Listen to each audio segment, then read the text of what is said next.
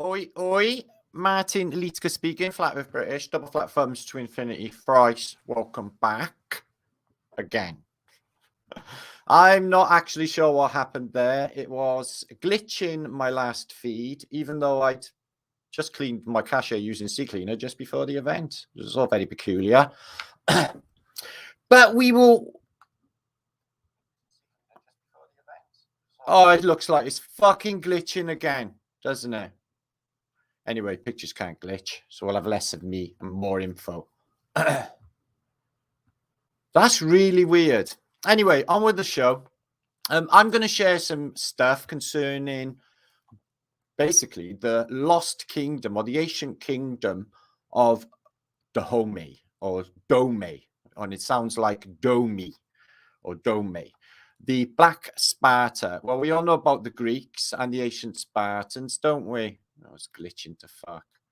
So I'm just going to get on with the juice. I know the audio's good. Thank you, Iron Affy. I just cleaned the cache for the second time and it doesn't seem to do it. So reduced bandwidth maybe across the board. I don't know. It's usually okay every week. So we will just struggle on. I'm going to just dive into the juice. Now, remember, okay, we got a lot to get through today. So please do buckle in to Flat Earth British. And we're going to go on with the show without me because I'm glitching. So, absolutely splendid. So in about 2 hours time, as you can see there, it's linked up below, and it was pinned in chat. Hippie Shake, if you're there, do the honors, please. Lovely. We're all going to dive over at midnight tonight to the Ripple Effect and a special guest, Flat Earth British, who's got a cronky computer at the moment. Need to sort that out before the event. So that's in a couple of hours time. So make sure to dive over there and we'll have some good times and some fun. Okay. Now,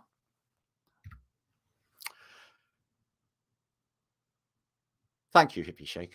So I've been looking into Africa for quite some time and its hidden history. They don't really mention it much, do they, in the history books? Don't get much information about it at all outside of Egypt or Sudan, possibly Ethiopia.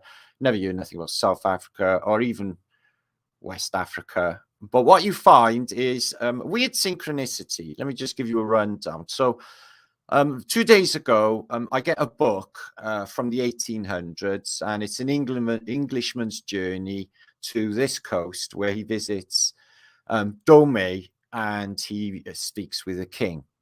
And the whole book is concerning what the British or the colonial concern about what's going on in this apparently advanced civilization. Has got everything going on.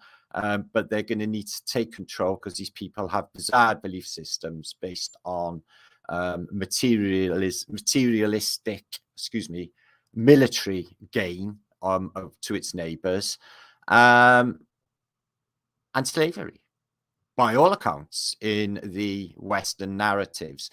So this is in Cosmographia, and it's situated, I guess, where Benin is now, going into Ghana and a bit in Nigeria. They took over this entire region, but you can see they got these massive civilizations, and this is like a book from the mid 1600s, but they show you Africa has got it going on. But they do show you a lot of cryptids and stuff, and the Phoenicians turning up. So then this morning, I get a link, just a random link off my friend Mel, who's in chat now probably, and is concerning mud castles. Why mud castles in Benin? And the thought that we had was maybe the Phoenicians hadn't actually got there and they were doing their own thing. Well, I'm not really made a conclusion concerning that. You see the size of these massive cities? Look. Because they're not exactly there today, are they? Something terrible's happened since them days. These massive glittering cities in Africa. And bear in mind, you never see a shred of sand in any old pictures, even a shred of ice in any old pictures. It's just all lovely and all green. And also, where it's supposed to be desert is lovely and green. south toward Madagascar in Asia. So the Cosmographia shows there's glittering civilizations in West Africa. And then in inspection, this was so interesting. This video here was by History Shortened. Hasn't got many subs, but he looks like he's reposted this. And it's the Great Walls of the ancient Benin Kingdom Empire, destroyed by the British in 1897. And they had a wall, okay, 4 times longer than the Great Wall of China.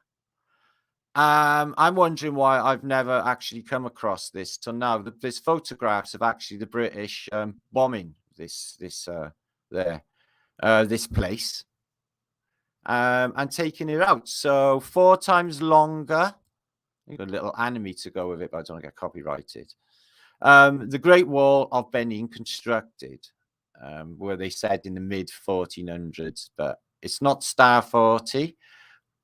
It's not actually Phoenician decoration on anything, but I am seeing similarities actually with the narratives that I'm reading of the East India Company's book, Peter Strauss's, tales of his travels to Tartaria. I am seeing similar stories. It's a lot of maybe propaganda. Because these people had, like I said, although they say it was based on slavery and they had some bizarre sacrificial rites, they had this thing going on. These towers, eagles. But I'm not seeing any Phoenicia, and these walls, these compounds. But again, the British turned up and everything turns to shit. It's pretty much the same anywhere to do with colonialism, really. Today, you're rich if you've got a motorbike. They can't afford fuel. They have to meet somebody at the border who's willing to go and buy fuel and bring it back and sell it on the cheap. I'm wondering what this is. Scaled down version of a tower. And oh, they got bloody writings in the way there. Oh, there. Oh.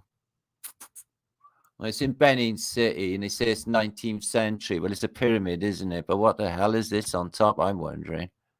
So, I'm guessing this guy who's posted this video knows zip all about mud flood. It gives you a little anime, but look at this stuff. So it reminds me again of Coaxicatl, maybe Mexico, a little like maybe Peruvian feel here, but bear in mind this is West Africa. Again, I'm getting that Mesoamerican connection with this decoration. Again, I am getting that. I don't know if that's a bull.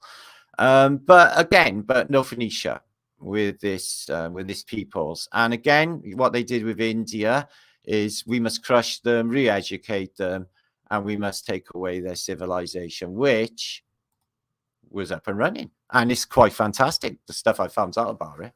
So the kingdom of, I'm guessing it's pronounced Dahomey, or Dahomey, or Dahomey, which is really interesting. And the Atlantic world is misunderstood legacy, maybe. I'm not sure about this guy's version. I'm reading it a couple of times at all. There's no doubt that the kingdom of Dahomey had the worst reputation among the African kingdoms of the Atlantic world. The Black Sparta, as it was conveniently called by European writers, was an archetypical slave society, and like ancient Greek city-state of Sparta, but again with Sparta, it's Sparta, like Tartaria, which was known for its predominantly slave population, human sacrifice, and its famed military ethos.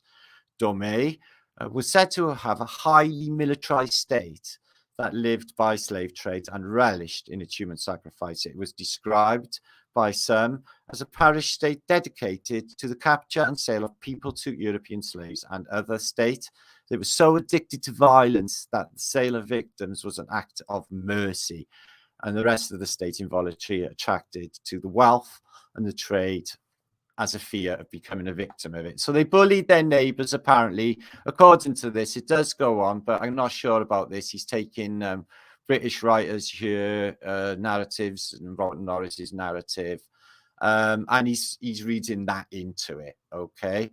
I'm not really sold at this stage. We'll have to see. Okay. So here in Benin of today, and I guess in Togo would be by here, Ghana, Nigeria over here, but they took this was all of their empire basically. Okay, so a lot of the things that, you know, apart from having the Great Wall of China, and they had a big industry in palm oil. Not really famed for much else, I'm finding, with exports. They should have more, but they haven't got anything going on. But this was really interesting, is the original Amazons. So they're like the Spartans. They're a warrior people, okay? Trained to be ruthless killers. What? This is just in the recent past, guys. Like, you know, 100 years ago, this society was up and running. Dahomey's Amazons struck fear into the hearts of 19th century colonizers. Although they were ultimately defeated, some survivors still got their revenge. So these are like women warriors, where the Amazons were originally from. When French colonizers tried to take West African kingdom of Dahomey in the late 19th century, they were met by fierce resistance of the Dahomey Amazons, a 1,000-strong squad of fearless women warriors. Though they were strategically married to the king, Dahomey Amazons devoted their lives to battle and vowed never to bear children. Among them were riflewomen, the reapers, who carried blades that they could slice an enemy in half. According to the French soldier, the Dahomey Amazons were warriors who fight with extreme valor, always head off the other troops, and were outstandingly brave, well trained in combat, very disciplined. Okay. Also, they had a pretty good lifestyle, apparently. In the 17th century, until 1904, the West African kingdom of Dahomey ruled over an expansive area of what is now the Republic of Benin. The Republic featured bustling economy, which built on war, triumph, slavery, international trade with the Europeans, so the Phoenicians. It was also organized around a centralized monarchy, so they had a kingage, a complete taxation system, a massive military. And perhaps its most impressive aspect, its pre-colonized power, was its legion to fierce women warriors. Pretty shit hot, eh? It says here that they were only allowed to live in the king's quarters, and they had to be completely left alone. Life of the women warriors in Black Sparta, okay? Divided into several corps, the Amazons included huntresses, riflewomen, reapers, archers, and gunners, who carried their own massive iron artillery. Each corps had its own female commanders, uniforms, and weapons and traditions. Sounds pretty shit hot, doesn't it? Among the Black Spartans were also women hunters called Gepeto, who were the oldest military unit of women soldiers, dating back to the army's origin. In the 1850s, French travelers reported a group of 20 women attacking a large herd of elephants, armed with curved daggers and antelope horns tied to their heads. Okay, well, they're down for a bit of torture, apparently. But it goes on to say they live in the king's quarters, and basically everyone has to bow their head when they see them, and there's no men are allowed to come on to these warrior women in any circumstances. You'll find this link for this underneath in the descriptions box. So they had warrior women. They're like Sparta. Okay, they're like Sparta. There's a load of narratives I read about these. They're sort of giving them a bad rep, I guess. So they've come to Britain. They were also in the Great Expositions. There's a picture of it here somewhere of Crystal Palace. They're on the steps, but unfortunately, Almi own the only bloody photograph here. They're at the steps of there. You can just see in the background the Crystal Palace in London for the Great Exposition. So they went there visiting, and you see this quite a lot. These peoples from these warrior women, look. But back in 1800s, they had like howitzers. It says they had heavy guns, guys. So they're sort of, I guess, an outside of it. I'm wondering whether the only free places in this place are because they're outside of Phoenicia and they fought them, maybe. and then they're really painfully poor. But all of these things that happen to these African countries are obviously through embargoes, restrictions, no fairness, in brainwashing education, and a number of bad things. So they say the mode of execution here was in Dahomey was blood drinking, waiting with his kabash to drink blood. And he goes on to say that somebody turns up and they got to drink a fuck ton of blood until they die, which is really, really gnarly. So it's a bit like, I don't know, a bit of an apocalyptic society of just warriors. Then, there's not, I'm not saying there's no love going on, but this is all warriorship. Taking over your neighbors. They got guns here, look. They got guns. And they had a monarchy as well. So just like the Congo, they had it going on. They had a lot going on. And then it was crushed by the French and later by the British when they blew the doors off their city and all of their walls with cannons and sort of took them out, I guess. And nowadays, it's one of the poorest countries in West Africa. And you can watch documentaries to see this on YouTube. All right, let's have a look at their statues, what they got. Some fish head man that came out of the water. That is super interesting. And I don't know what about that. And dog head, is there? So we got a dog head with a pair of pants on. So again, that's really interesting. So look at this fish man. Okay, so they got a fish man in their narrative as well, just like the Phoenicians. They do have a coast. They're on the Ivory Coast. Okay, they have Amazon warrior women. There's not too much of that going on in the modern day, really. And it looks pretty shit hot. And I'll show you this place here is what they say is a 17th century massive installation that carries just slaves. We'll have a look at that now in a minute. And I'm not sure if that's a tent, but yeah, it is. That's massive and quite beautiful. So I feel that they were loaded, although by, no different to the British or any other country, by materialistic, militaristic gain. Can't say that. But they had it going on. And they had a civilization.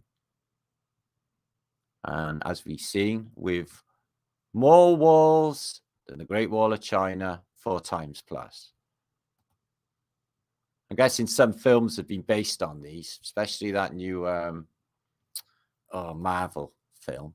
So yeah, you can see this, the biggest, oldest slave castle in West Africa here on this video. It's just absolutely massive. It does look very Staforty here.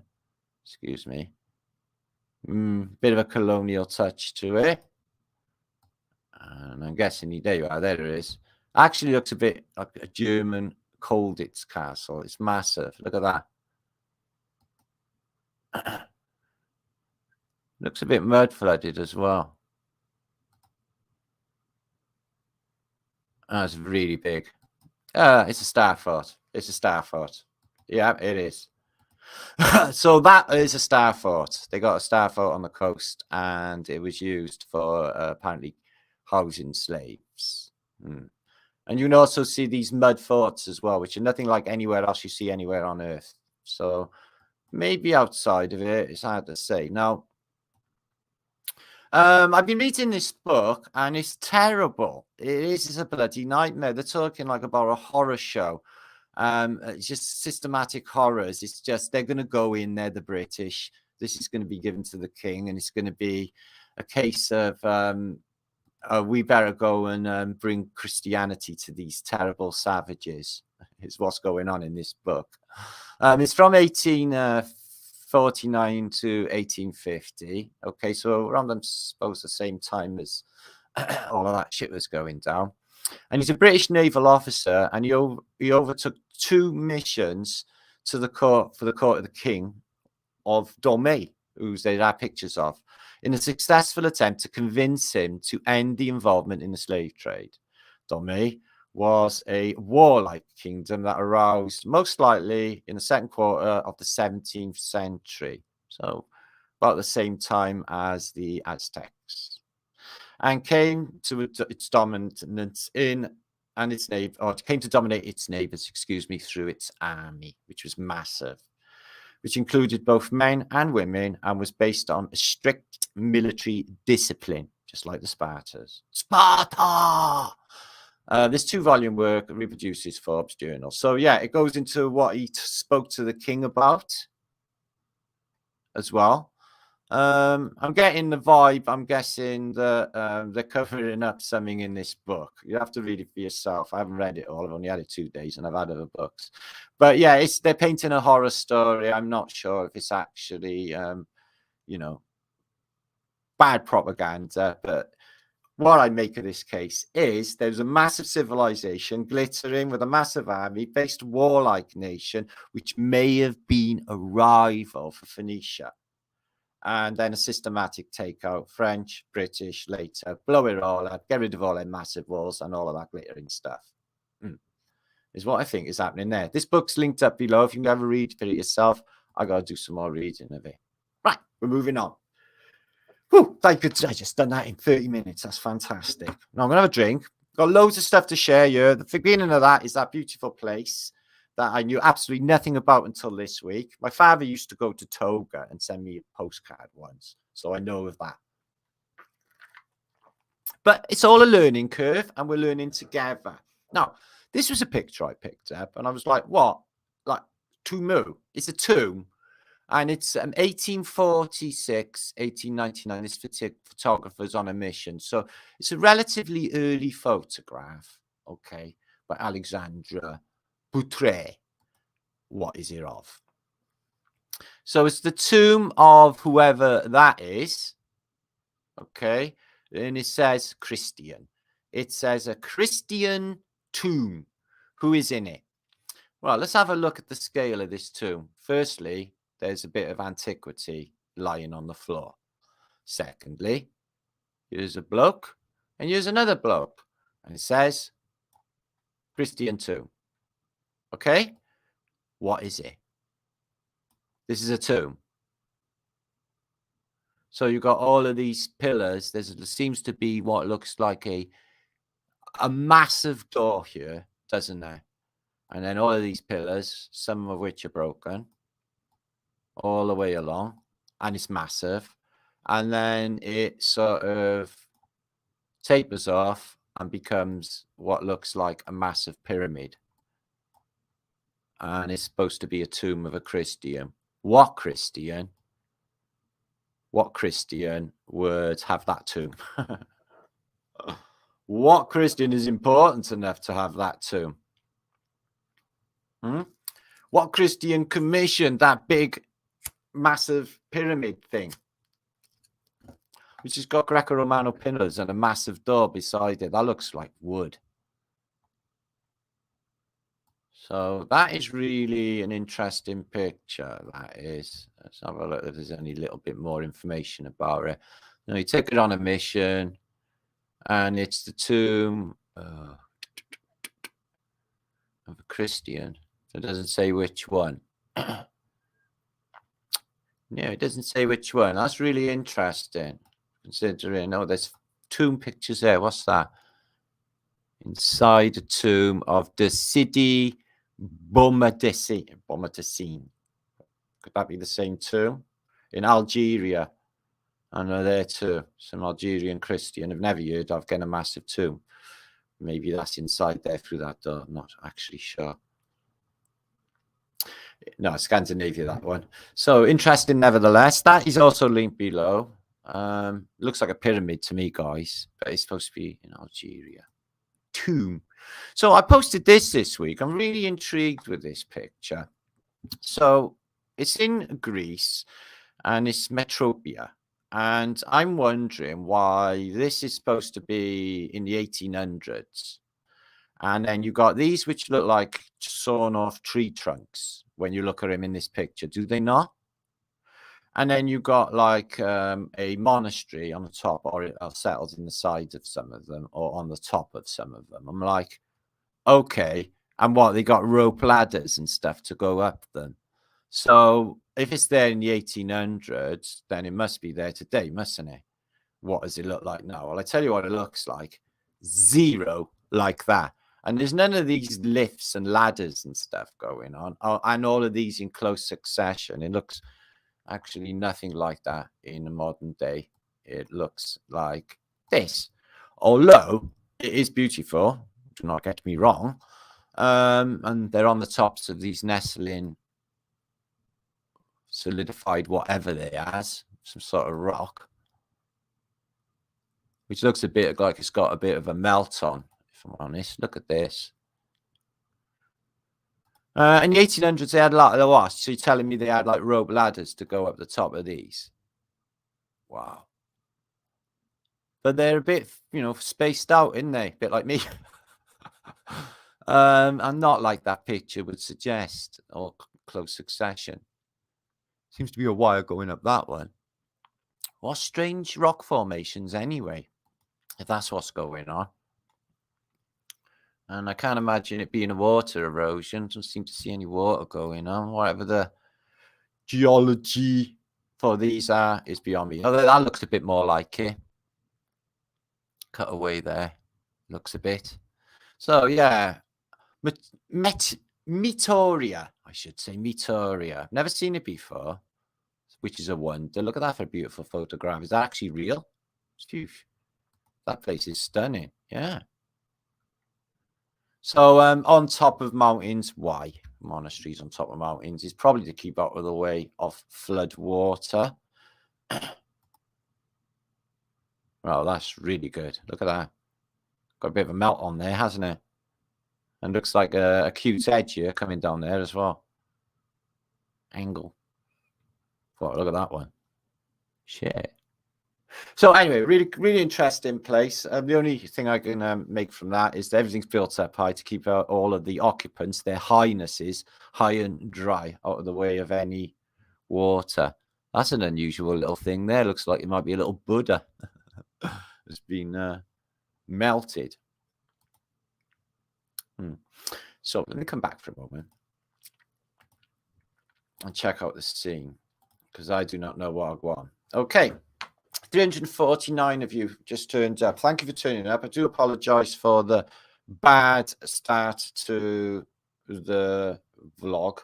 I seem to be glitchy and I don't know what's going on. Maybe it's fucking StreamYard. I do not know. Still glitching. Also looks like the buildings were on plane and parts cut away. Oh, well, I've often thought that as well, that the rest has been like mined away. So high rate mud flood. Sorry about the cronky picture. And for whatever reason, the glitchiness. Petrified wood, big trees. Okay, Joe. I thought that as well, Joe. I had Terry Tonka. And we've got Nora. Ting Ting's in the house. Good to see you, Ting Ting.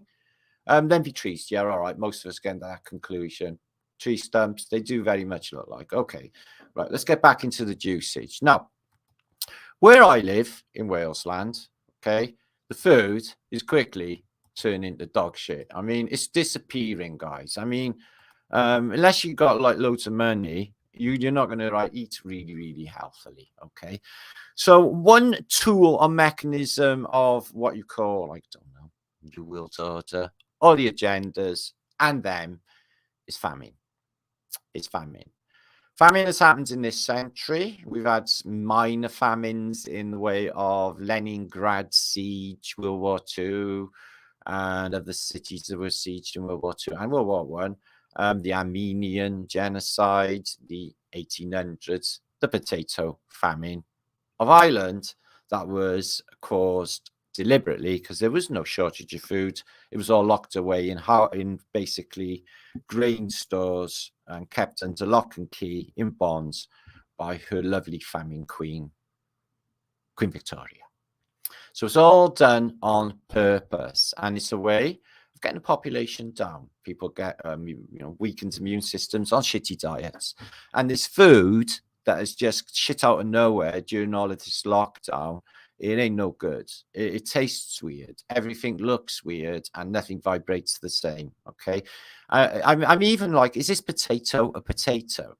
or did they put something or spray something on this lovely potato? Unless you grow it yourself in your own garden, there's always that, is this potato safe factor. Now, one thing you'll find is with famine is it gets rid of a lot of people. It gets rid of tens of millions of people if done right. So Stalin found this out, where he waged war on the countryside, and his main tool was restriction of food. And with the harsh winters, and none of the trains bringing any in, and the burnt fields and stuff from his scorched earth policies of World War II caused a bit of a famine too. Everyone just sort of starves to death and dies. Now, India, just like the narrative just now for Dahomey, excuse the graphic pictures, but this is some of the shit that they do on us, and I'm just telling you straight that they do this, okay? Just because you're in Britain or the West, this shouldn't, desensitize you to the evil, dirty, fucking sickening shit that they do in this place, guys. So I will talk about it. Now, this is India. Now, with the same glittering civilization of no crime, no poverty that the British found when they arrived in India just prior to the Raj, and then they discussed in Parliament that they would basically break these people, bring in a new education system, and destroy their culture, and bring in a famine later on and kill a load of them for control, is what the British did with India. Now, it's hard to believe the scale of the amount of dead in India. Lucknow, I think, was a serious reset. I'm not sure how long these people have been laying there, but they're only just starting to decompose. Just left there through famine. So this is in the 1800s. They were crazy at it. They were crazy at it in World War II with bombing campaigns like Dresden. And there's no, they got no emotion. They don't give a shit about any of this stuff, guys. And yet they're doing it. And, I'm thinking to myself, at the conclusion of all of this bullshit, it shouldn't be, it should be like the people who kept stum should be in trouble. You should be standing up. Everybody should be standing up and saying, fuck no. No fucking more. So here's this Indian civilization. I'm guessing this guy went to Goa he's from Hackney. And he got on that bong and he never went home. By the look of him. So yeah, they had a really brilliant civilization, and that all went to shit as soon as the colonials turn up. They got a good way of ending the fun, is what they got. It's like, oh, they've got it pretty good. I admire them. I think we should steal everything, don't you? It's discussed in the gentlemen's clubs of London. So yeah. We're just marching, take all their shit. We've got a bloody big army and navy, don't you know? Oh, yeah, we have that. Well, we just bomb them and starve them, which is what they do and what they did and what they still do. And that imperialistic weirdness is not over with, guys. There's, Charles has just started to do it all over again, hasn't he? King Charlie Kings. So check this out. Let's have a look at this little pyramid going on. Oh, excuse me. So, yeah, no wonder they wanted to, have a look at what was going on there. These people, they don't know who built all of this stuff. This is another world to us, other people. But again, with the all of the stuff out of the Veda, even though it's supposed to be the oldest, scriptures on earth, whatever, 4,500, whatever, years old, and all of the technology, it stinks of Phoenicia. There's seashells everywhere and mermaids everywhere and the watery theme. Even if you're in the, the center of India, there's still that aquatic theme. Again, a pyramid, ever descending, stacking technology, shells, big shells, fiery pots. Just because it's a little bit different, I mean to say it's not Phoenicia. It fucking is. There's a lamppost up there, an old-fashioned one, look, guys. Must be able to go all the way up to each gantry.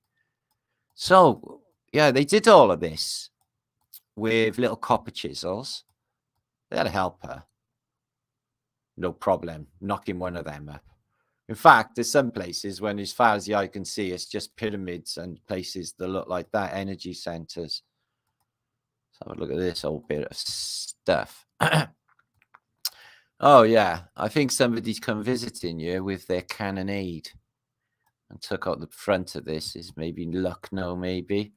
Because that city was proper beautiful and got completely destroyed, and all of us left is skeletons all over the place. Thanks, Britain. No problem. Anytime. So, oh, look at the size of that fort gate. Couple of different stone transitions here. There's a big blocky stuff at the bottom, and then you got this like smoother stone, and then the bigger again. Three different ages, but it's still all smashed on the top. Have a look. Interesting little wallage. And the rest just looks like mud flooded and just wrecked outside. Look, it's all eroded away, the road going up to it. Nothing's walked on it for the longest time. I'm getting they don't have road repair, but you know, let's have a look at that. What is that? Oh, look at that for an energy center.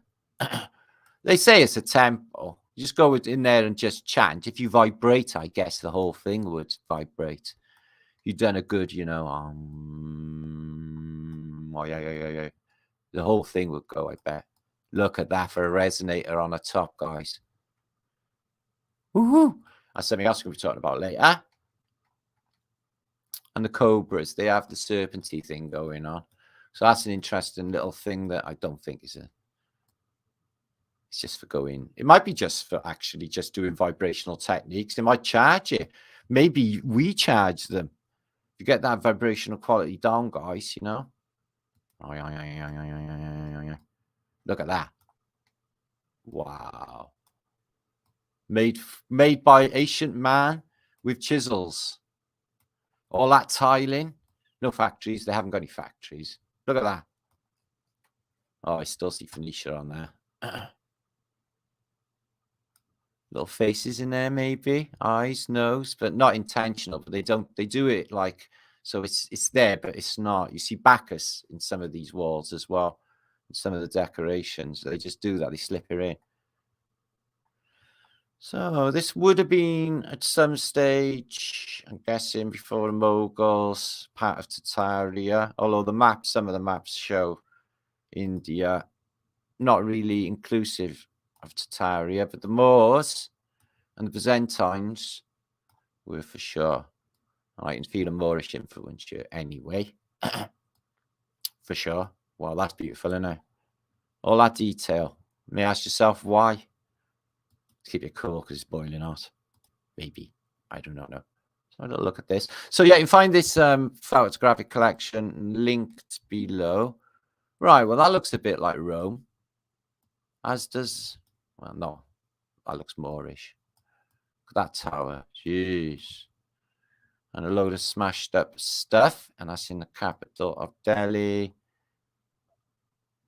Look at that wall behind her. And a camel, which is the ship of the desert. Because it's just like a big ocean, the desert, isn't it? It's absolutely thunder fucking massive. Let's have a look at that. That's in Delhi. Is that the Red Fort? I think it might be. Oh, look at the size of these domes. And they got these zigzags, part of the mechanism. This would have been a device, all of these little domes. Yeah, that would have given you a lot of energy, I think. And that vibrational energy too. Oh, wow, that's fantastic. So, yeah, this is 1800s. They had it going on, guys. They had it going on for 1800s. Look at this decoration. Never mind the Victorians, the Indians. Yeah, they got so much shit and poverty everywhere. It's really weird, isn't it? 100 years before, none of it. They were building things like this. And the Taj Mahal, which is probably taking water from the river there and the river here, and filtrating it. Maybe some sort of filtration system I put through before, and water technology, filtering it through sands maybe as well. So let's have a look at that famous bench where Lady Di sat her ass on. I think it's that one. No, it's not. It's up this way. So it's not all that, is it, guys? Fucking Taj Mahal. It looks a bit old tat. Looks like that one in Brighton. Regent's Palace, whatever it's called. It's not all that. Look at this, though. This is all that. Woo. Massive. Absolutely massive. Field outside. Nothing going on outside. And that's the Raja's Palace. Or for tea and tiffin at the Maharajas. So this is one of those stupas. This is a Buddhist temple. You go in there and you meditate to Buddha. Om Tat Sat. Om Yang Yang Yang Yang. Or whatever. Let's have a look at this one. Just came back from the Windy City. The Windy City is awfully pretty. But they ain't got what we got. What's that, Matt? I ain't telling you. Keep you all guessing. Spice of life. Oh. So, don't know what's going on with that rocky, melted fuckery. Excuse my language. I know it's not very... well, it doesn't matter anyway. It's Armageddon. Who gives a shit? Look at this. So look at these graves. Oh, yeah, they're weird, aren't they? Little stupas. Little, maybe icons as well for gravestones. And then this mess of stuff, which looks a bit shippy on top. Looks like I got a speaker in the top. What to make of it, guys? I do not know. Very interesting little building regardless. They got some... Ooh. Meltage.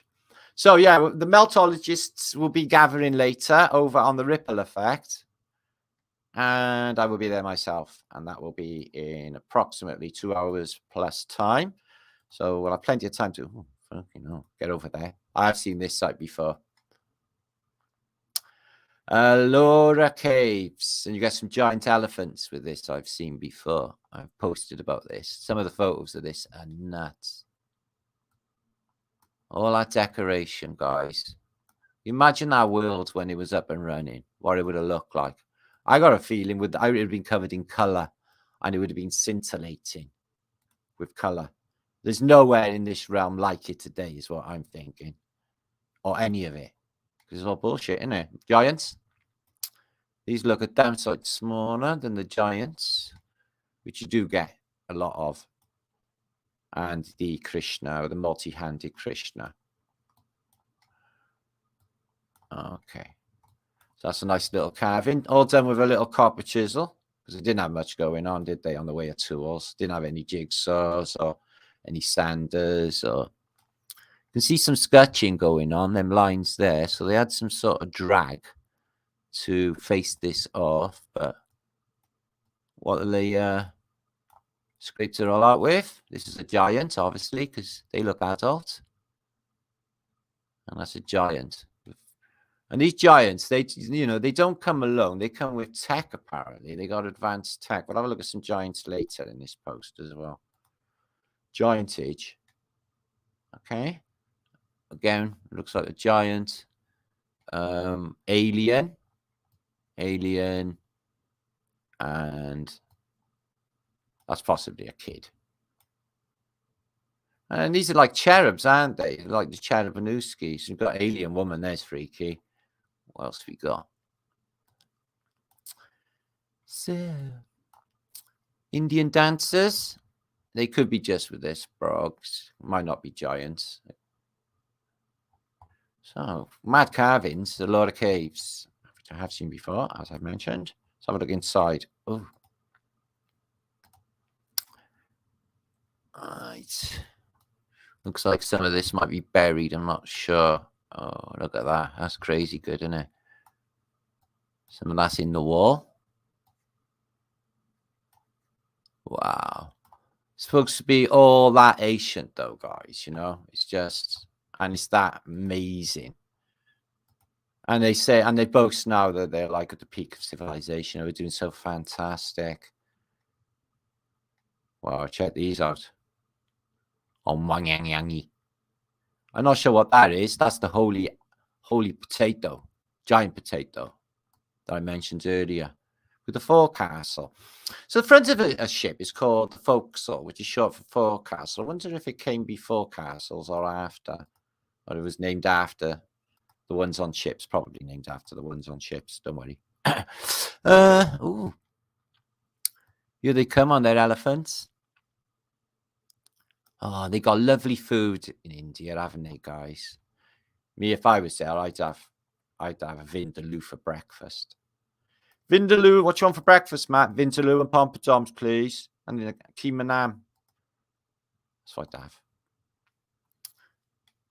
have. Yes.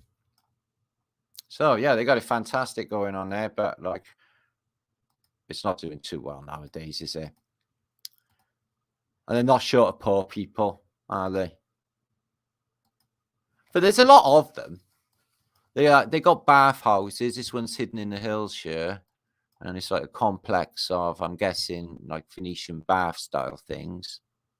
Here, nestled away in the valley, is a load of potentially holy waters, I guess. They're big on holy water. They know the holy water score. And there you are, skinny dipping. Everyone dive in. Where's the candy floss? I'm guessing they don't do candy floss. They don't do the British seaside, the epic, fantastic British seaside. Oh, it's such a culture we got here, guys. Candy floss donuts, getting ripped off in the amusement arcade. It's fantastic. We've literally nailed it now. This is the peak of civilization right here, right now. There you are. This one's based on the scale of what the Earth is. It's 4 angels and a dome. 1, 2, 3, 4. And I bet it's working on the same Taurus as well. And a bit of fighting going on, a bit of training going on. And let's have a look at that. And then we'll move on. Okay, so they got a broken lintel. Maybe they had an earthquake or something. And they've shorted up with that A-frame. Okay, so it doesn't go collapsing in. And that's something to do with Brahma, ancient Brahma. And we're supposed to be in the dream of Brahma right now. And he dreams many, many kalpases. And that's each night of his dreams. And that's our entire, everything from beginning to end is in the dreams of Brahma, according to the Veda. Which sounds about right. Dream within a dream. I woke up in a dream not so long ago. I woke up twice in a dream. It's like, wake up, and I woke up, and I woke up, and I woke up twice. That was weird. Don't know if anybody's ever done that. These vaults, they give off probably vaults. Shells all the way around. Maybe. Oh, they look maybe like they're pumpkins. I don't know. So look at that, guys. Somebody did that with a little chisel. And look how thin that is. So they definitely create some sort of harmonic resonance, converted into charge later. Which can. Sound can create a charge. Check that out. Look what they do in there. Just a little tomb thing, is it? Yeah, I thought it was a tomb. So yeah, you know, we don't have tombs now, do we? We don't like plan our tomb. Oh, I'm getting on a bit. I should fucking plan my tomb just in case, like, you know, and everyone can come and pay homage to my dead fuck allness forever. So yeah, I was discussing on the show last night on Flat Earth British about supposed to be that human beings are the only ones in this realm that are aware of their impending death, and no animal is. Apparently, dogs don't know, rabbits don't know, ants don't know that they're all going to end up in ant heaven or wherever everybody ends up. Apparently, it's only us. So again, here we go. This is some sort of weird tower of silence, which is, imagine walking through the jungle and then coming along to, what's all of them crows? Never mind the crows. What's that fucking smell? And then what you get is a load of food, malnourished people. Although he looks all right. No, he don't. I thought it looked happy. None of them look happy. And then a load of dead bodies and then burning them all in that round complex. So that's what they were up to in the past in India. Highly fucked upness, guys. High level fucked upness.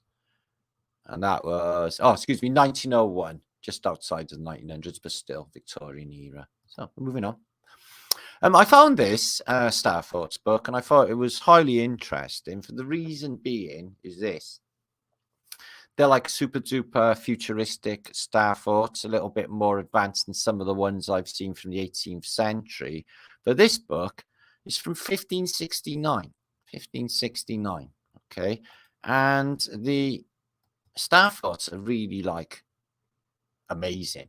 So the greatest cities and fortresses of the world, so 500 years ago, which gains 50 with brief history and origins of their accidents. Whatever that means. And you get these super fantastic Staforts. Some of them I don't even know. I've never seen anything on later ones. Is these round rotundas with windows in them all the way around the Stafort. I've only ever seen it on this one actually. And you get like some crazy designs for Staforts in this book. And for 500 years ago, it shows a little bit of mud flood as well. Some of these have been dug out. Excuse me, let me just get back a bit, show you some of these.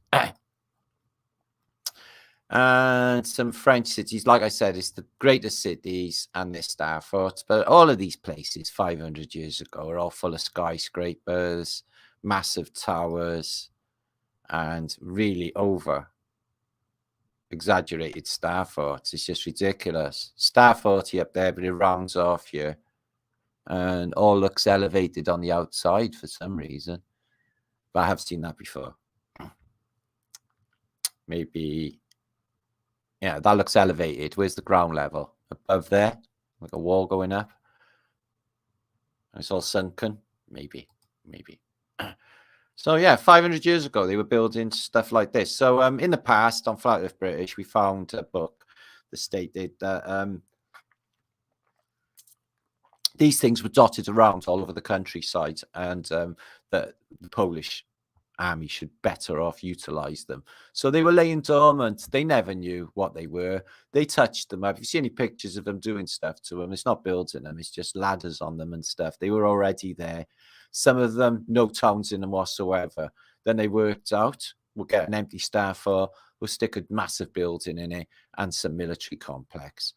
But these were not built by the people with the cannons of the day, guys. They're too, the sacred geometry and everything that goes into them, the water going straight through them, we talked about out of the other side, some sort of technologies going in on them as well. And they basically fractal geometry, and I think they vibrate as well, or give off a resonance. They would stand a Fasces attack, they would stand a flood, and they would be a good place to hold down in a futuristic style battle using electromagnetic weaponry, which is what they would use, because they don't use conventional weapons in a highly advanced technological society. That would be stupid. Okay, it's like miniskirts, lasers, day one, isn't it? Okay, got it all wrong. Skyscrapers, yeah. Yes, I know. So yeah, I linked that below as well. Size of these cities as well are fantastic. Look at the size of this thing. Water all the way around. Not so much a star footage as such. And that is Paris. And that is the Citadel. So I'm guessing that's Notre Dame on there. And you've got the Catacomb Centre there as well. All like millions and millions of people. So yeah, they've been around apparently a long, long time. At least 500 years, according to this book. This is an interesting one. This looks like it's all above ground level here. And that the Stafort is, there's water there, but I'm not sure if this is all sunken. It says Doma there. Doma. But no city in it, just a cathedral, a couple of churches, no civilization as such, a river running right through. I can guarantee you in a few years, this is I-567. So that I there came up, these data anomalies, for the added 1,000 years come up all the time. A few of them were sent to me this week from Stuttgart out of an ancient book. It gives you the fonts for a 1 designation and an I designation, and it clearly is an I and not a 1, which is good to find this week, actually. And these Staforts there, look at that. Again, with the water going through, skyscraper towers, these massive rotundas. Laviant. So yeah, that's linked also below. That is really early. That is really early for all of these elaborate Staforts and massive cities 500 years ago. They just lied to us about how advanced things were. Look at that. Messina. That gets destroyed a little while later in some violent earthquake. So earthquakes have been on the talked about this week as well as Tartaria on one of the biggest podcasts in the world, which is Joe Rogan. So Eddie Bravo's gone a bit mental on the old mud floodage, and he's hitting up a Joe Roganage, and I bet you he looks into it, and I bet you he watches Flat Earth British. Any money, right? He loves our shit. I can imagine Joe Rogan loving our shit. Okay, my shit, our shit. Brought that up. Yeah, there's many levels to it. One of them is there's evidence that there was a great mud flood. And then there's evidence that there was an electromagnetic cataclysm. Did you know bricks conduct electricity? Bricks do? Yeah. Here it is. Bricks can be charged up to 10,000 times, says scientists. Whoa, so your fucking house could be a battery? Have you heard the Tartarian? Yeah, Sam Tripoli brought that up. Yeah, there's many levels to it. One of them is there's evidence that there was a great mud flood. And then there's evidence that there was an electromagnetic cataclysm. Did you know bricks conduct electricity? Bricks do? Electric cataclysm, and they show a fucking globe. Yeah. Here it is. Bricks can be charged up to 10,000 times, says scientists. Whoa, so your fucking house could be a battery? He's such a noob that, you know, he don't know shit about shit, does he? No offense, Joe Rogan, if you watch this, maybe you should be up on the juice. This is where it's at. You're like 40 years behind on everything. Fuck me. Get your game going. Get on to Tartarian mudflood, yo.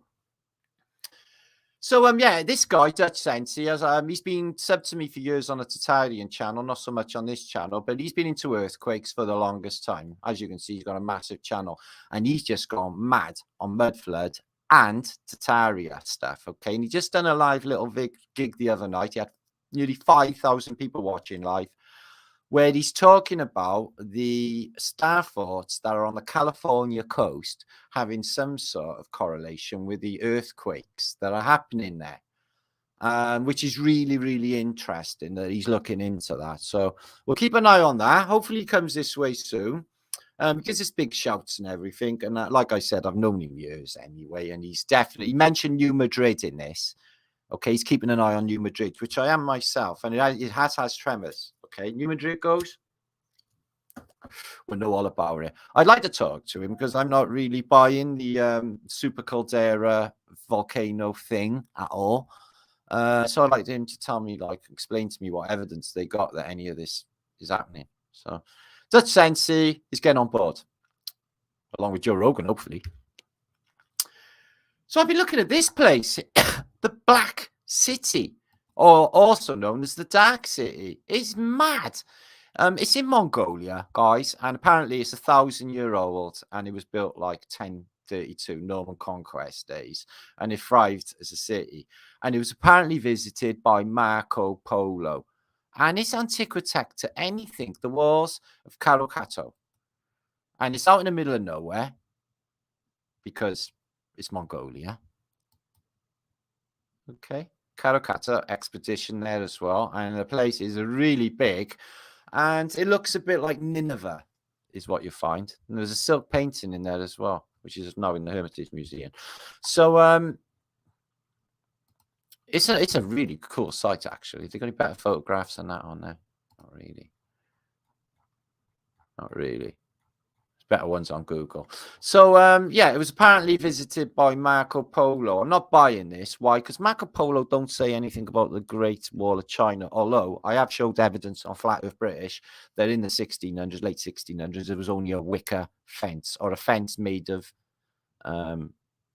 wood, a barricade of wood. It's the Great Wall of China, and not a wall made of stone. So Marko Polo, he's a Phoenician. So he's a what? He's from Venice, so he's a Phoenician, okay? And he goes and tours Asia, and the narrative they give you, the Phoenicians, for what they find out there on Marko Polo's travels, although he misses out the Great Wall of China, but he does visit that town just now. And he meets, like in Asia, naked white people roaming around. Okay, I'm not sure if these are children because they don't look like, they look like monks, don't they? And again, it talks about cryptids. He meets Sinosopia. He meets these people that are just living out in the, and they report all these strange cryptids across Asia. People with just horns living in the woods. Yeah. And it's sort of a Phoenician propaganda again. So you got what, these deities we've seen 100 times. They look demonic, like literally alive demons that you see them worshipping in Asia in the past. And note the checkerboard Masonic floor in that domed whatever it is. And Sinosopia, they say in the, there's dog head race in apparently when this book is happening. Marko Polo's illustrations, this is the book of. And they show you they got dog heads with bunny rabbits on their heads. They've got really, really massive toilet rolls.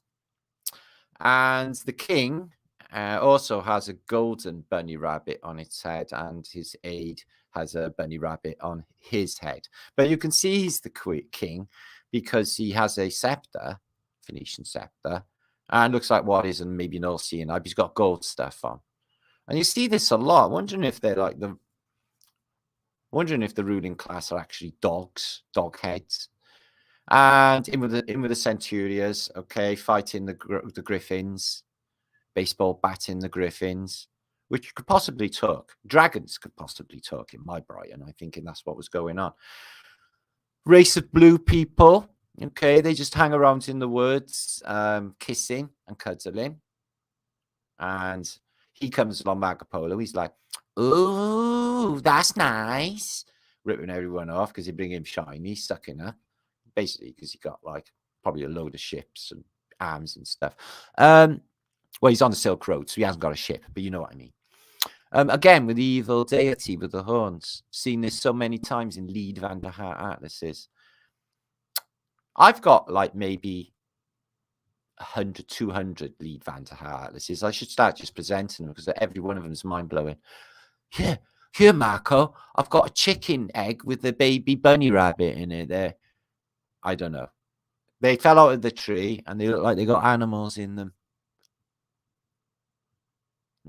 I'm not sure they're making all that up, you know. Okay. I call bullshit on Marko Polo. I call it a Phoenician propaganda story about all the shit that goes down in Africa, Asia at the time. So 450 watching on a Monday night. Kingdom of Dahomey and Black Sparta. Please, could you share this out, if you would, please? Thank you. And after this, guys, we're all going to dive over to another where I'm going to talk about Antiquitech. I'm going to have to sort my computer out before then. Otherwise, it's all going to be glitchy. I'll have to use my other one. Might be better. We'll see how that shit goes down. So again, okay, colonials turn up and they got everyone mining for gold because they do like gold. It seems to be very, very important. Does gold in this whole story? Gold seems to be very important. So I'm not sure what's going on with this little Staforty effort, but it's got Homo Sanius in the middle, which doesn't sound like Homo sapien at all. Maybe a different people's happening here, but it's got 4 angels, which we often talk about in the contents of my first book. One angel is sending out dragons. Azazel, the angel Azazel. There's angel Azazel there as well. And another angel there, Mahazazel, and Samuel from Orion's, Egan, and Piaman, different angels. So, it's really cool. So their angels are having an angel war, I reckon, angel off, yeah. God, can you imagine an angel with dog shit on their wings? That would be so improper, wouldn't it? Did you drag dog shit back from that world, angel? Azazel, poo on its wings would be really, really bad, wouldn't it? Why am we looking at this picture? I haven't got a clue. It's just really, really trippy. And can't think of anything else.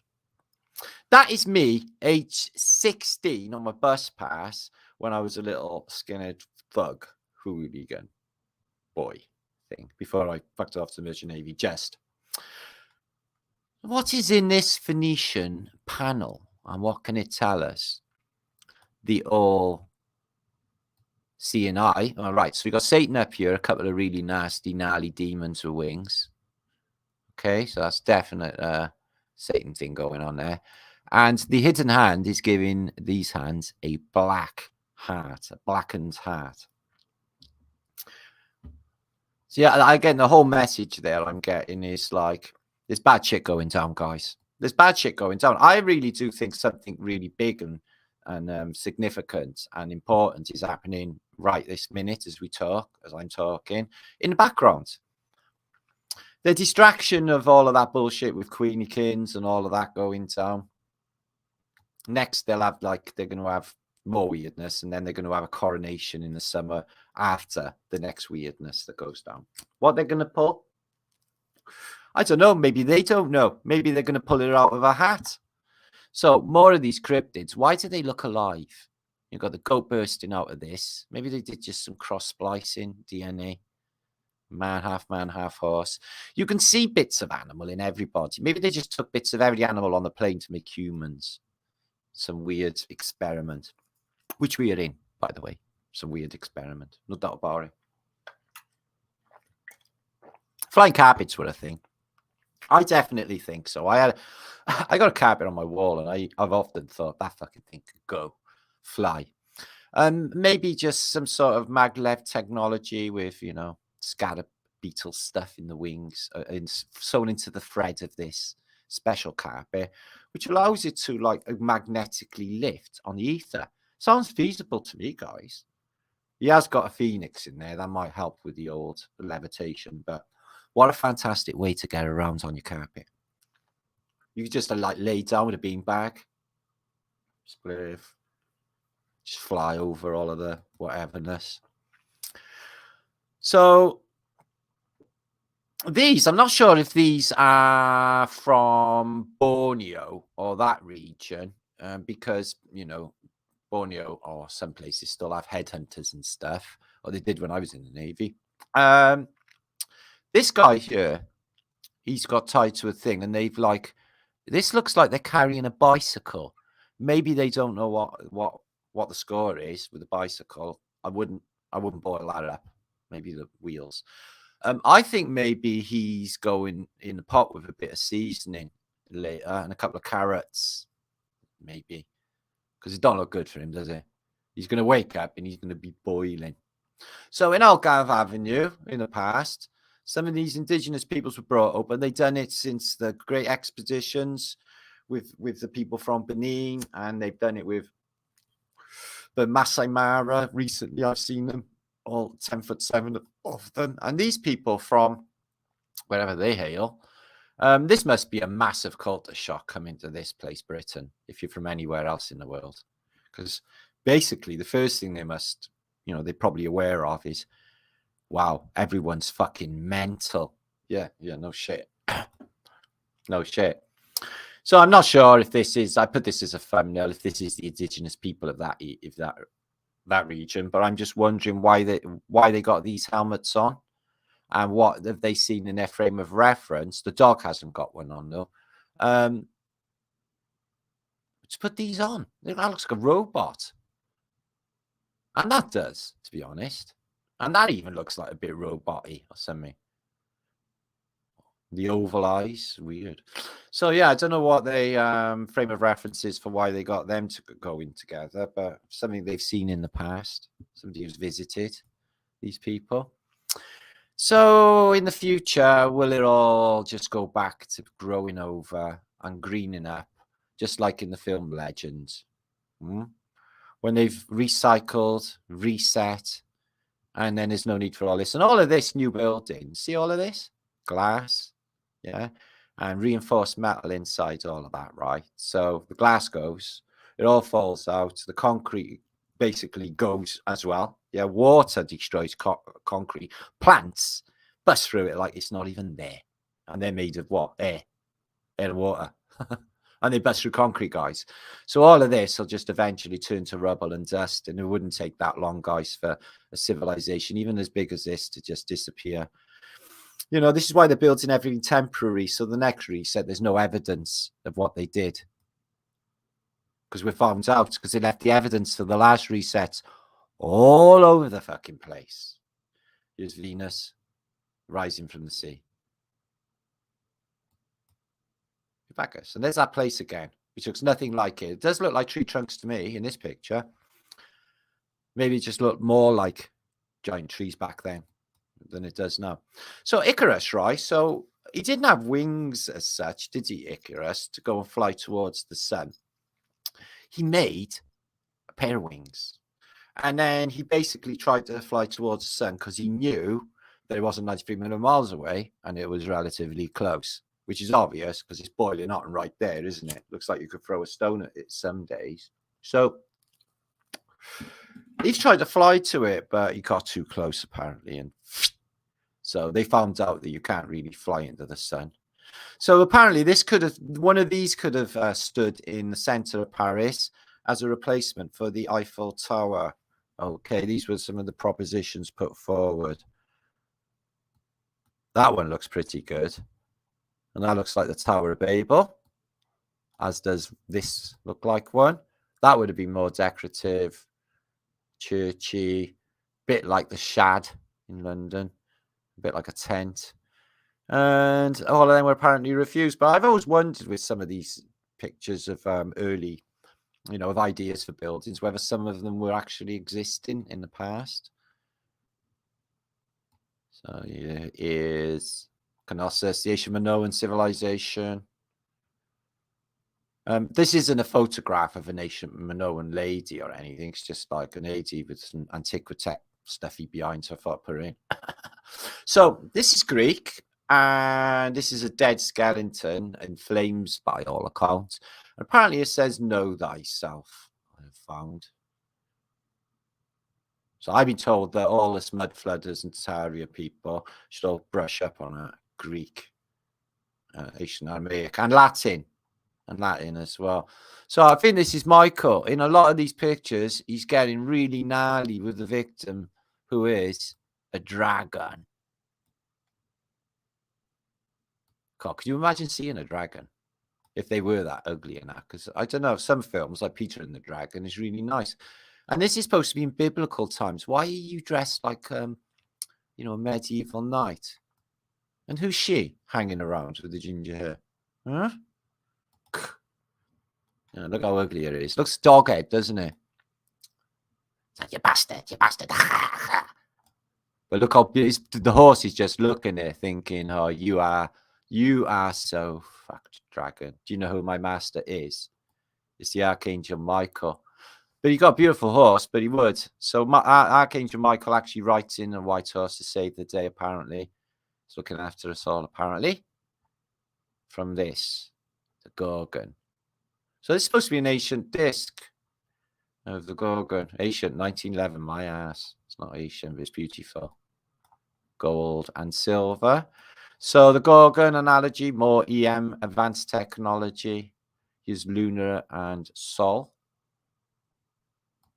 And I noticed the Lunar is standing on waves. Angel. Luna. Yeah, you'll always find me talking about angels. Don't know why. I've always had a thing about angels. Me. So isn't it weird how they know how the Romans look like, you know? This Marcus Aurelius, apparently, he was supposed to live in the 4th century. I'm wondering how they know what he looks like. And they know how Titus looks. And they know how Caligula looks. And they know how Herod looks. And they know how any of these people look from apparently the fucking Bronze Age. How? So they know how they look. He's looking for this angel. Some of them are really weird. They're like, that face there looks really familiar. He looks like a Hollywood actor at the moment. But again, that's a dude. But they're like a bit androgynous, aren't they? Something going on. And the women in heaven, the angels, yeah, they're always like topless. But it's heaven, and you wouldn't have it any other way. So after a reset, everything's to shit. This guy is bringing his sheep through. But the water features from that previous civilization are still working. And she's pointing up. I wonder why. There's a message there. And I don't know what that is. So, yeah, I got awarded a trophy, but somebody done it in a globe for a laugh. I'm Holy Grail.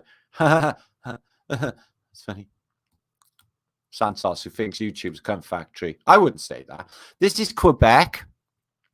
And this is the sort of style of building they had at the turn of the century. Massive stags sticking out the wall. Beautiful decoration. Whatever. This is on the roof. It's like, I'm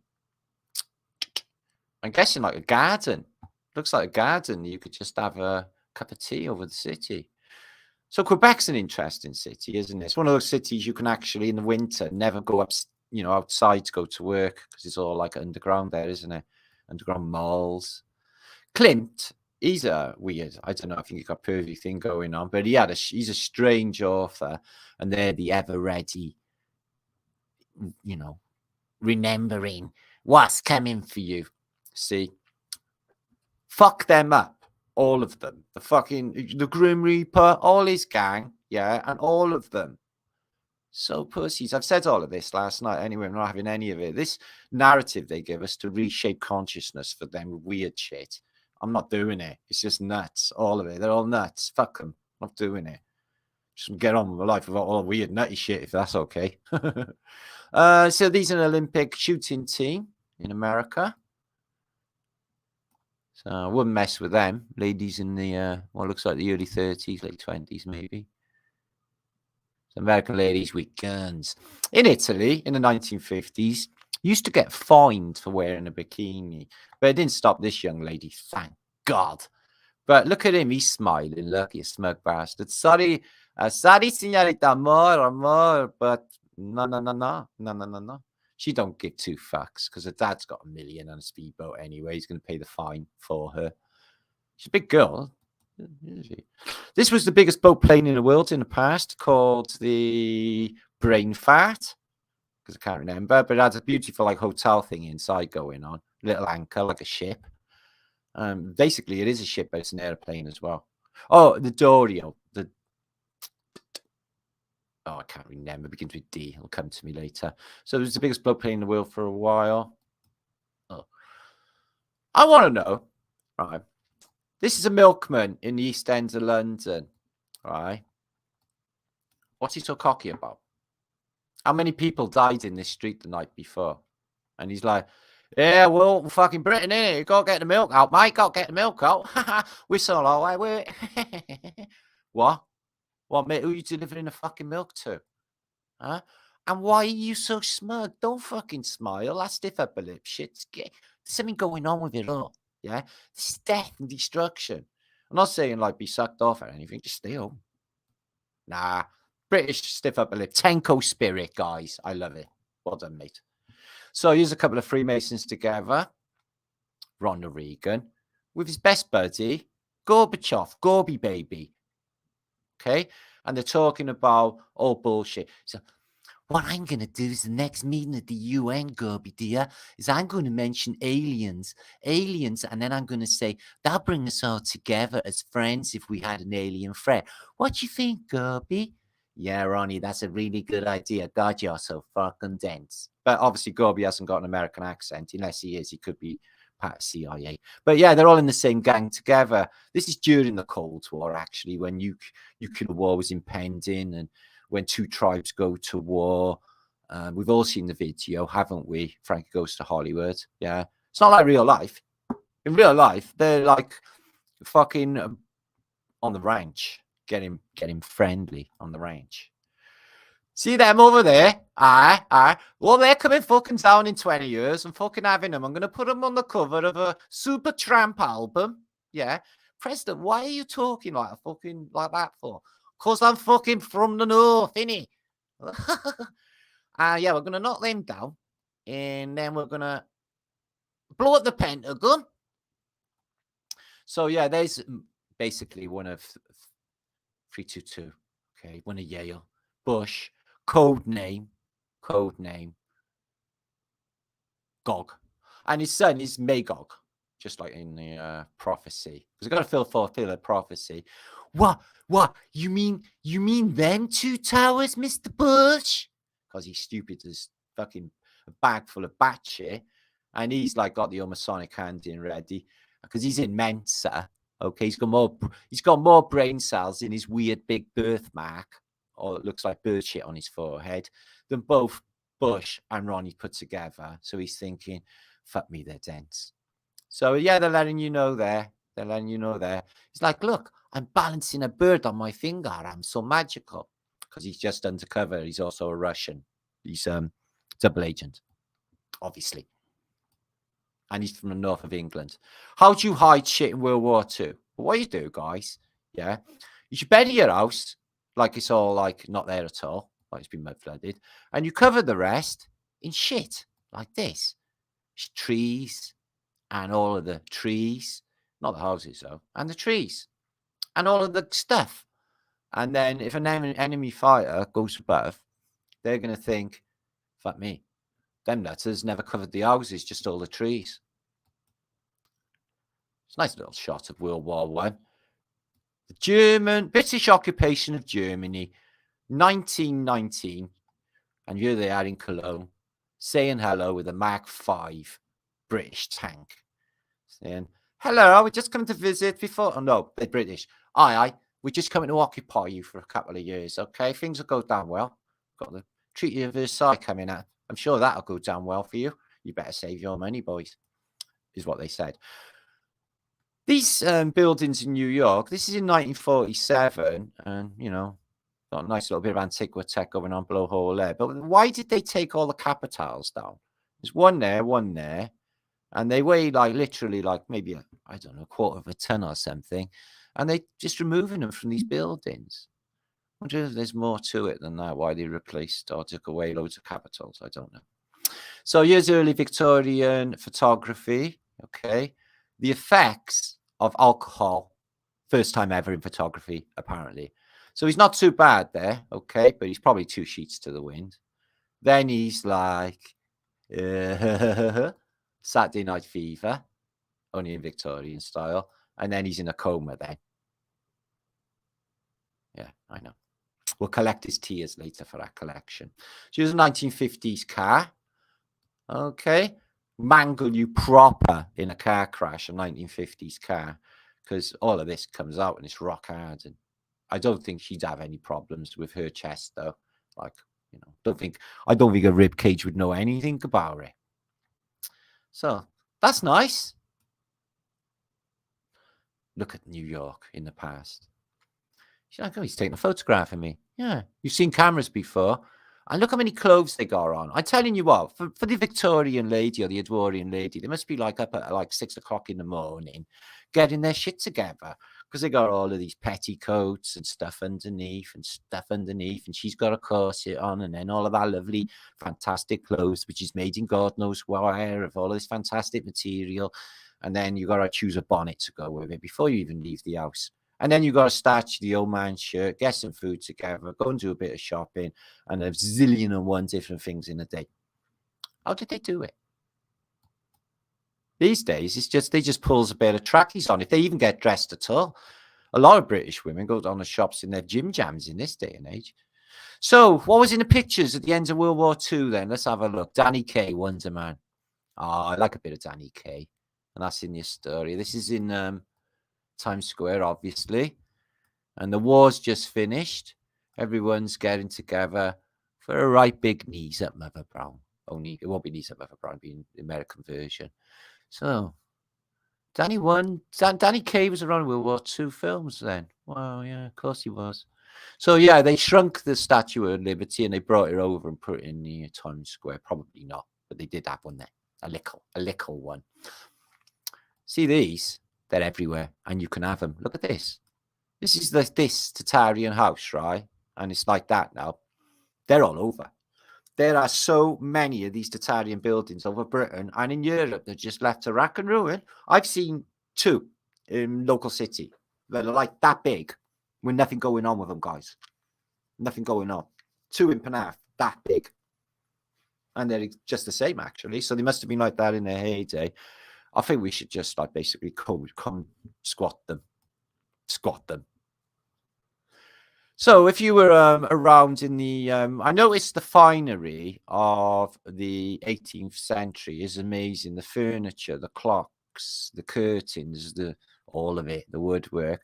And these are, wait for it, gentlemen's shoes of the 1700s. Yes, you hear me right. These are gentlemen's shoes of the 1700s. Yes, they were into high heels back then. And that was a dude. So I was back here back in May, Prague Station. This is Prague Station. I took some stunning pictures of underneath Prague Station and some buried doors. But it's an amazing Tartarian building, and it was a really good place to visit. So just like Noah, go and see if there's anything alive. Chuck a dove out of your tank. So go and get you a twig and bring it back because you need a twig. So if you're wondering what's happened to Ron, he had an operation on his brain. They basically took it out, found it was a walnut. So yeah, he had brain surgery.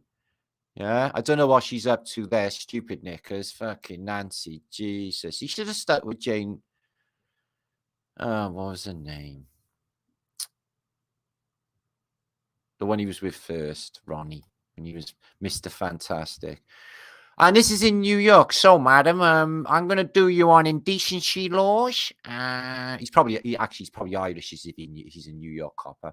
So, I'm going to do you in indecency laws, is what I'm going to do, lady. Okay? She's like, yeah, sure, whatever, copper. I did that good then, didn't I? Because she's got like that on, and she's indecent, according to Officer Dibble. Who was there? He's probably Irish, definitely. He's New York. Look, he's 101. He's Officer 101. He's your nightmare. He's your peppermint nightmare, is what he is. So yeah, thanks. We really love it. Okay, it's fucking fantastic venue. It's really big, actually. It's Madison Square Gardens. It's really high as well. So yeah, you can get like music in there. And what did they have there before Madison Square Gardens was this fantastic Penn Street Station is no longer there anymore. They replaced that with that. What about all the trains that were running up to it? And look at the temples. Well, they would get rid of it because it's a bit of the old world sticking out like a sore bloody thumb, isn't it? Studies suggest that after you die, you're conscious long enough to actually know you're dead. So let's have a think about that then, okay? So you've died. And you're like, oh, basically, because I just explained only humans know they die. And you're like, oh, fuck me. Time's up then. Oh, fuck me. Great. I'm dead. So this is good. And then people in the background are going, he was such a cunt. He was such a cunt. What do you think of him, Molly? Oh, no, he was a bit of a knob, wasn't he? Hey, Molly, come here. Should we, for a laugh, cut his willy off? Do you think that'll be all right? Well, it's no one here, love. All the while, you're laying there and you're listening to all of that. And then they're planning to take your money, chop your willy off and stuff like that. While you're dead and you can't respond. So just bear in mind, okay, especially if they're going to burn you alive or bury you, because you'd be like, what the fuck is that sound? All right, it's just the worms eating my brain. Yeah. We need to sort something out on this death thing. And it's very, very unfavorable to me. Okay. I want to be splendid. I want to be saying, right, this is rather good. This is splendid. Not like having my ears still fucking working. So I passed this a couple of times this year. It's really interesting. This is in Bristol, in Avon, England. And it's on the way to basically the airport. And you go down this the Avon Gorge. And the suspension bridge, which is the Clifton suspension bridge, which is very world famous, built by Brunel, is just above. And they had this. So nowadays, it is nothing going on. Okay, it's just shit all. But in the past, it was Clifton Rocks Railway. They had a railway and caves and stuff taking you all the way to the top. And now, absolutely nothing. Why would they do that? That's fantastic. Why wouldn't it? Where's their business sense? Where is their business sense? Maybe because the road became too busy and they had no pavement. And I'm thinking something like that maybe was going on. There's not a lot of pavement there, is there? To have an attracting loads of people. So, yeah, maybe it was that. No parking. So this is in the wonderful city of... Oh.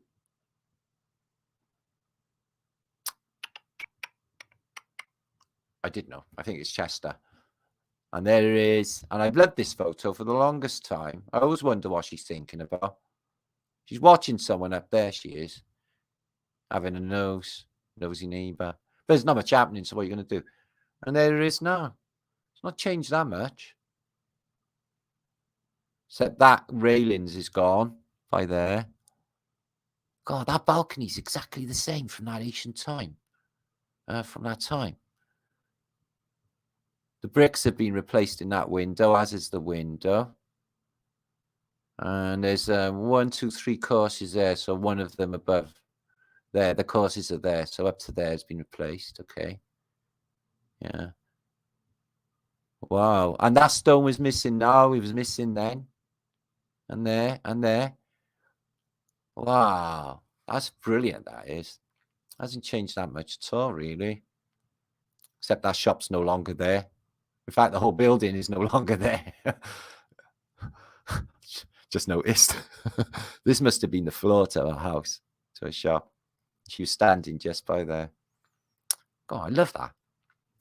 So, the Americans in World War II, they must have had a terrible time with the Japanese Empire. How they ever managed to secure Okinawa is beyond me. So, this is the might of the Japanese Imperial Army. So, you must have had a really hard time there. Mopping up, like literally. So here's some of these anomalies. Came from Rumsfeld this week. Somebody sent me from Germany, and it's some date anomalies. And the question is this I and this I for I7, I7, is it a designation for a 1 or an I? And here we find a weird 9, a 2, and a I or a 1. What about that? I8, I4, O. Make your own minds up about that one. And there is a font for what is a designation for a 1 for a 10, 20, 30. So we're not really finding that it looks like a 1. It has an I on it, a dot on it. And no, that's got an I on it. No, an I, half a J for Jesus. So we're finding the font for the 1 in this book. It looks like that and has no I and looks like that. We're finding that the I has a dot on it and it's not a 1. It's an I. Like that. Which we see plenty, which you've seen earlier as well. So, helpful. And there's a 1 there, not an I. So there's a definite difference. So that's interesting. We've been posting about Arcadia for a few years now. And their symbol is the Masonic compass with the laurel leaf of control all the way around them, the wreath, which is synonymous with Death Age. So there's almost 500 people watching on a Monday night. That's pretty fantastic. Do you mind sharing this out, please? Would you? So there's... Where did these shit out from? And they look like they're in a council house here. Okay, so he came out of nowhere, Obama, didn't he? And he's got a moustache. That's Michael. Huh? Fucking hell. This is the Great Blizzard of New York, 1888. And apparently it went on for quite some time. But I'm wondering if this is 1888. What's going on with all the wires in 1888? I can understand that they've got telegraph. Bell's telephones have not really arrived in 1888. So all of these are what? Telegraph. Well, not everyone's got telegraph in their houses. There's only a few places that got telegraph. So what are the wires for? Anybody? No, not telephone. They haven't arrived yet. It's 1888. It's confusing, isn't it? You see here a lot in antiquity. I'm just wondering why the fuck ton of wires. Because it's not a telephone. Look up. You can find out the year of the Great Blizzard, guys. Oh, look. Check this out. So public toilets. For a good time, call 555-0917. Sounds interesting. Give it a ring. Since I'm outside. Wow, this is awesome. I know, but no one ever calls. So, just because someone's put it on a toilet wall doesn't necessarily mean bumming. It could be a fly on a whatever them things are. Anyway, oh, this is terrifying. Beware, cannabis overdoses have reached an all-time record high, equaling the number of deaths attributed to people gored by unicorns. Yeah, he died of a cannabis overdose, said no one in history ever. Okay? Ever. I know, Alwyn, it's funny, isn't it? So, for me, this human costume is becoming old and boring. I want to be a being of light, fly, be anywhere in this place. Because it's like, me too, isn't it? It is getting old, especially when you're like over half a century old. It's like, oh, fucking hell. Really?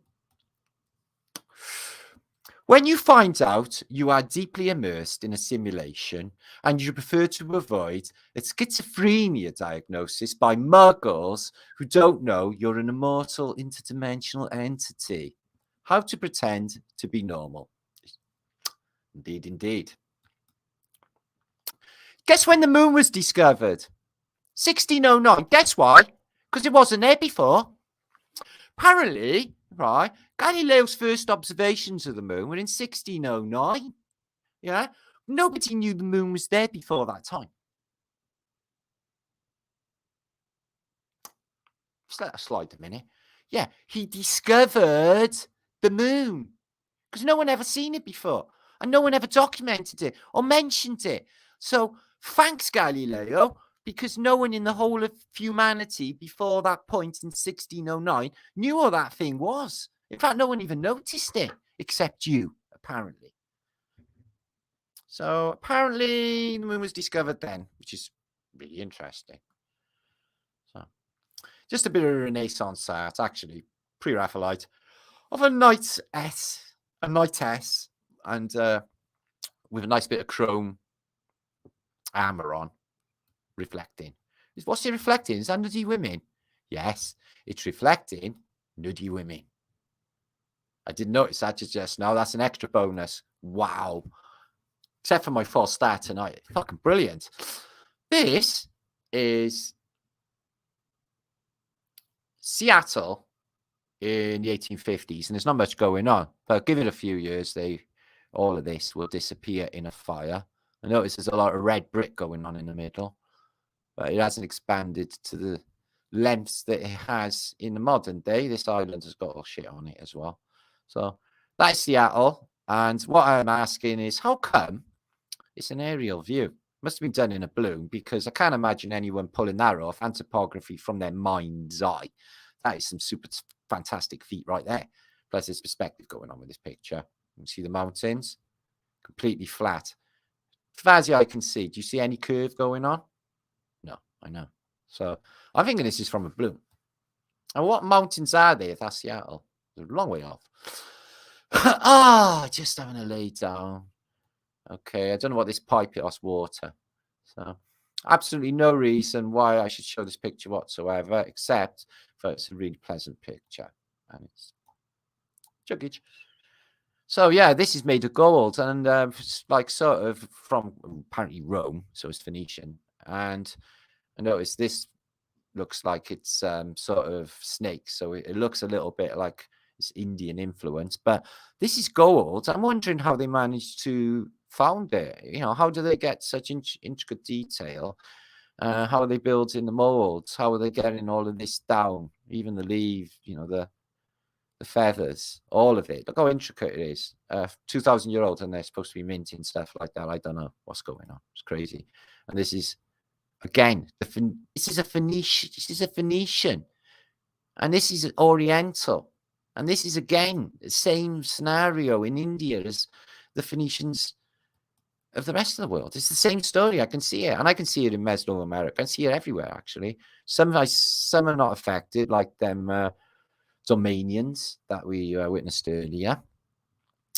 So these are woodland spirits. I think there are spirits in the woodlands, you know.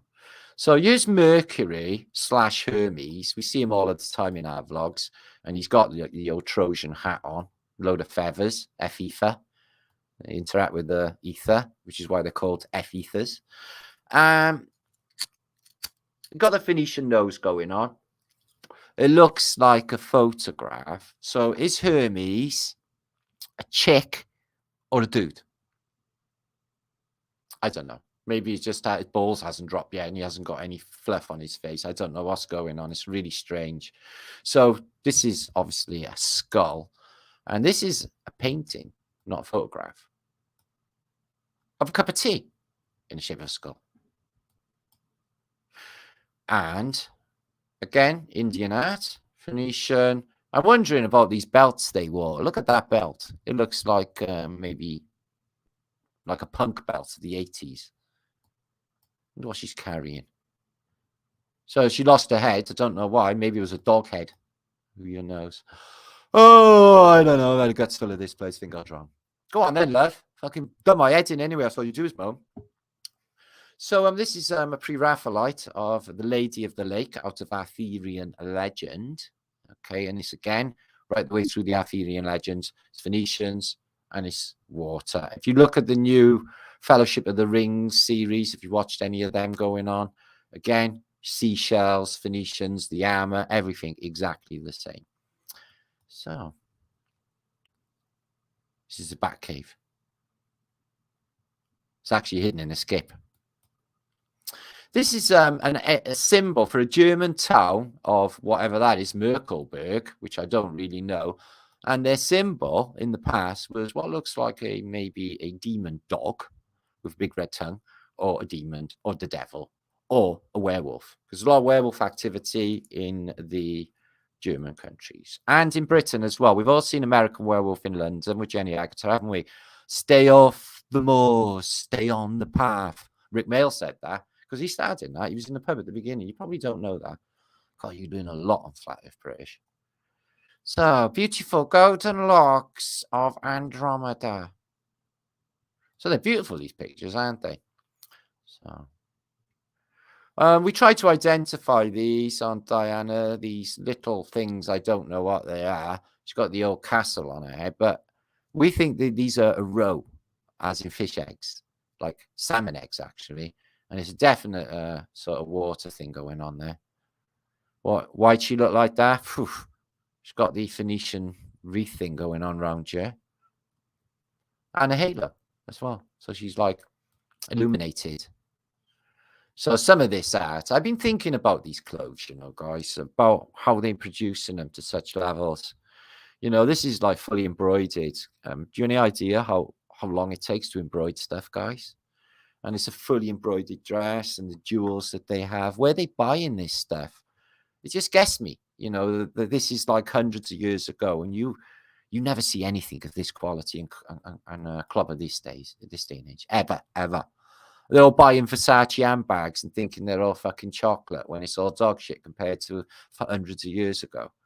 Again, with the cryptids. Yeah, a Phoenician dude. Maybe there was like some sort of witch spell or something that turned him into these things. I just downloaded this image because of just what a beautiful painting of grapes. Oh, they caught the light and the red in it. I thought that was a beautiful painting. It struck me anyway. So I thought that was really pretty. Pandora's got no clothes on. Oh. Do you want my jacket, Pandora? No, it's okay. Thank God for that. And she's looked in her box and she's like, oh, fuck. It's all gone. All of them evil demons are running wild in the realm at the moment. This is a Byzantine font in a Byzantine church. And I'm guessing these are seats. So that ancient, they come along, sit here in these little cubicles, and they all dangle their little toesy woesies, in their case, hoofy woofies, in the water, in the fonts. So, Byzantine font, flashy gets. Here we go again with this flashy clobber. All of this out of that being put on there, embroidered in. The detail and gold on top of silk. And then you get these flashy, what probably a gold, massive waist things and beautiful jewelry. They've got nothing like that now, have they, guys? It's just shit. And the Tiffany Angel. Okay, if you find this one, it's worth an absolute fortune. They made Tiffany Angels and Tiffany lamps, as I'm sure you know, in the turn of the last century. But these ones are rather expensive. If you've seen them at charity shop, pick one up because they're worth a bit. So let's have a look at this picture.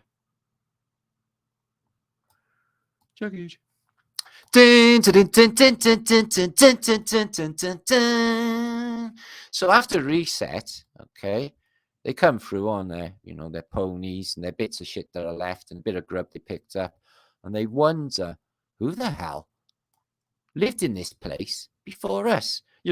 Basically exactly the same as what we're doing now. Who lived here before us? Who are these weird fuckers that did this to their dead? And why did they do that to their dead? And why did they think there was an afterlife where they need to take their gear over? Oh, I better pack up my Walkman for the afterlife. This is a nutter from the 1800s. He looks really serious. Actually looks like a really young man with just like grey beard on and grey hair. These are monkey nuts, and he's made a beautiful suit out of them, and he sells them. And I wonder if we stuck them on, because Velcro wasn't a thing. Super glue wasn't a thing. Must have sewed them on. Some technique of sewing monkey nuts on suits. Thank you, Hippie Shake. No one ever watches that though. It's there. Nutter armor. So there's that site in Mongolia. It looks a bit like Marko Polo visited it. It looks a bit like Nineveh in the lead atlases. But look at these energy devices on the corner. Imagine that city in there. And it's all been taken back by the desert and the mud and the sand. And it's middle of nowheresville. Really interesting. Of a previous civilization that went before us. So, in India, right, they don't really do the painting the nails thing, apparently. They do this. So, I don't know whether, again, I like these henna things. I had one on my hand before earlier in the year. They're really funky. They do this. She's not wearing flip-flops. This is like the stuff that they do Indian princesses. Yeah? I don't know why she's stepping on a mirror. Must be some sort of ritual. Maybe somebody can tell me. I don't know. Red foot as well. That's sinister. Red foot reflected on mirror. Red Mercury. Yeah, it might be something symbolic going on there, guys, with that stepping on a mirror. I actually don't know. Right. Interesting. So this is the 1700s. It's a gun. It's a 10-shot repeater, and it's on a pivot. So each one, you just click it onto the next, click it onto the next, click it onto the next. And you're going to fuck about reloading in the days when things got to be reloaded all the time. So, yeah, nice that. It's fun. So, knobs and knockers. Let's have a look at some door handles. Okay. So these ones have a nice pair of Phoenician.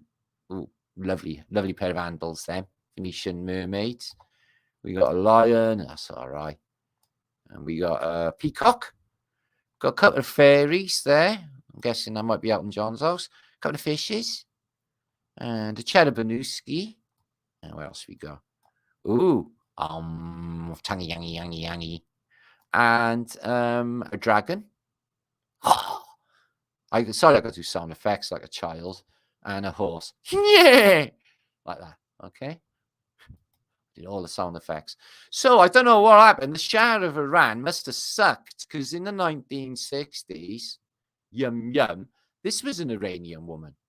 And let's be honest, then Persian princesses are absolutely really fine, aren't they? And Persian princesses, but can't see them in this day and age. Can you really? Much of them, because I covered up on that. But in the past, they even had little upside down love hearts on the registration plates of that Hillman imp, if that's what it is.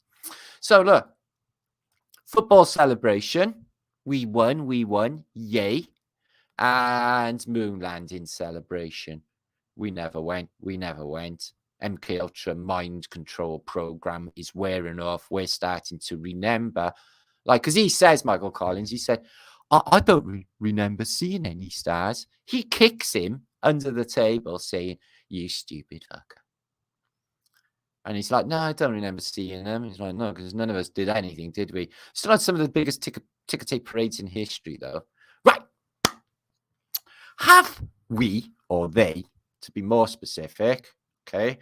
500 watching, please. Epic. Thank you, Liddy dear. Please share this out. Have we been flashy thinged? Now, they tell you on Men in Black all sorts of things like the earth is flat and all sorts of good little chestnuts about our reality. So, are they telling us that a flashy thing is a reality? Could they have flashy thinged them all through television? Is everybody been flashy thinged? And they can't even remember the world that went before them because everybody's been flashy thinged. And the thing that was happened, we can't remember because we were flashy thinged. Does that make sense? We could have been flashy thinged. Even us, guys. Even us. Right, okay. There's a woman up a cow's ass. Okay, you're probably wondering what's going on. In some cultures, it's believed if you blow air inside of a cow, the milk comes out better. In fact, it comes out all like fluffy, like an arrow. So, anyway, that's my interpretation. I can't imagine what else is going on. I think she's blowing air in the cow to get better milk. I don't know. Don't worry. So here he is again, trying to fly to the sun. God, this one's a different version to the other Icarus, isn't he? This Icarus is Sicarus. Fucking hell. Okay. It's saggy ball bag. Anyway, no, don't. So there you are. He flew. His wings melted off, and the silly sausage fell down, but he was all right. Landed in water. So this is the earliest known map of Jerusalem. It's an early Byzantine map of the city of Jerusalem, and it's supposed to precede, they say, okay, the Mappa Mundi. So this is in the time of not far off Rome. Okay. And it's again, you can see this is like a circular city, walls completely around, like it shows on the Mappa Mundi. And then you've got an obelisk there, and then you've got this central avenue growing all the way through. It can't have been all that was going on in Jerusalem at the time. But that is apparently the earliest known, it's a mosaic map of an aerial view of Jerusalem, which is, I would give an educated guess now after what we found. I definitely think it's Edinburgh in England. Oh, just smell those Tuareg fires. There she is. That's what they're like in the old world. Look, they're just, you got hot ladies dressed in beautiful purple stuff, collecting flowers, and she's like, oh, the waft of them flowers just went right up my nostril. We don't get none of that anymore. It's all like, oh, the waft of that dog shit I just walked past. Roman ring, and they had this sort of quality in apparently 2,000 years ago. As you can see, the Roman emperor with a laurel leaf, but just fine gold. And this was found Roman. Also, laurel leaf again, skull. They're into sort of death cult, but again, it's supposed to be Roman, worn by a Roman. And again, with the aerial viewage, and this is one of the earlier aerial view maps of the city of Constantinople, and across the Bosphorus, Scutari. And I've been docked on both sides of this in the past. And the city is now the biggest in Europe. It's like 10 million, and the city goes out up here. When I was there, a lot of the streets still had mud in them. And you can see here, you know, a lot, it's been ancient Byzantine, ancient Constantinople, and now it's Istanbul. And you can see these Roman obelisks in the middle of these hippodromes. You've got ancient aqueducts of the ancient world. So, yeah, it's a massive city even then. So let's have a look at the finery that they had in the past. So they didn't have cable. They didn't have Sky. They didn't have computer games. They had these things called books. Books. They're really cool. And they give you shivers, and if you read beautiful bits, and the whole thing, the whole experience of reading, even the smell, is lovely. It's lovely. Books are one of the best things about this place. Nice mirror going on. So they had really fine stuff, didn't they, guys, in the past? And if you want, you know, they all had musical skills. If you wanted some music, you'd think of the Ivories, don't you? Again, nice ring that is. Indian. And a pair of Roman earrings, believe it or not. These are diamonds. And again, the Romans were big on this death heads thing. Skulls and skulls, diamonds, diamonds, rubies. What about rubies? They might be dragon's blood. You can put a light or a laser through a ruby and it becomes deadly.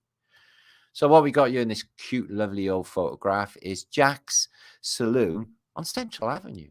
But it's on Hot Springs, okay? Hot Springs Arc, okay? Occupation tax paid. You got special juice going on. What's the special juice? Corn, rye, bourbon, stick gin, Old Crow, rock rye. Fuck me, that'd be brilliant to spend an hour there. My occupation by trade was a drunkard, but none, however, run out of material. If you don't know, see what you'll want. Me ain't got it. Oh, I'm not sure about that. So don't ask for it. Okay, I get that. Okay. Don't ask me for no drunk fool, do drink. Oh, sorry, I don't get that. But yeah, that's pretty cool. So they got all jokes about drunks here. Bathing the old dog in hot springs. You can take your dog in the springs. That's pretty funky. Don't kick about the drinks. You might be weak someday yourself. Okay. No, yeah, but not weak enough to become a chronic alcoholic and die. So here is the people from Dahomey or Dahomey, and they've been brought to England. And these warriors, yeah, look at that face on her. She's like, I got it going on. And Crystal Palace. So they did that, brought indigenous peoples over for, you know, people to wonder about. And I've noticed this is saved. This is these people apparently from the warriors of Dahomey. And they have either real horns or they have something stuck on their heads that look like horns to frighten the enemy. But this is a picture of the people from there and bigger horns. So I'm not sure. So in 1 hour, I'm going to be diving off to a show. So soon I'm going to have to wrap this up. High door handles. So you got a giant door and the handle is up there, but the people are below this door handle. So why have they got door handles up there? Found the same in the Czech Republic. It's for giants. Giant doors. Here they are. Really big people who lived in the past. Like really, really big. Loads of evidence. Why have a door that big? Unless there's giants here in the past. This building, is it being built or is it just being made good after a mud flood? Looks like this place is old. Doesn't look new up there, does it? And it looks like mud flood windows and door down there as well. So could be the case that really interesting building there as well on it for a church. Looks to me like it's being made good. So is there an ancestor of the American race? Discovered of the ancient giant's footprint in British Columbia raises an interesting question. Height of all the giants whom we know of, and it gives you there. You might want to screen grab that. So it gives you Goliath, Lemfer, Claudius Caesar was a giant, and other famous people, giants from history is discussed on that. And there's a picture of one in the paper. This is Chang, the giant, in that newspaper in the past. So I don't know if you've seen these before. I've talked about them a few times in the past. They make you see a different reality. Gate of Paradise spectacles. Okay, they belong to the Mogul of India in the 1600s. These lenses were cut from a single 300-carat emerald that was sourced from a mine in Colombia. Ooh, long way from India. It was believed that these lenses could ward off evil, promote healing, illuminate the celestial realm, and guide the wearer to enlightenment. Apparently, you can see other dimensions with this sort of technology in sunglasses as well. They were wearing them all that time ago in the past. So here's the extent of Tartary in 1752. They haven't got China then, but they have in 1733 in Elite Atlas. So just before then. Some of India and some of Persia. But the rest, as you can see, all the way to Istanbul is Tartary. So all of Turkey, a lot of the Holy Land, some of the Caucasus, and Europe is still Europe at that period. But most of Asia, you know, Korea there is Tartary. And even that recently. Which is crazy. Fancy a beer, Fred? Thanks, love. I can murder a tenant. What? What is that? Is that a bit dark? Too dark? I don't know. They look such a nice couple. I had a fight with a 16-year-old kid for this in a farmer's market today. I know. Spoiled little bastard. I'll take it on with him. See, it wasn't all that bad. Now let's go and top up your electricity meter.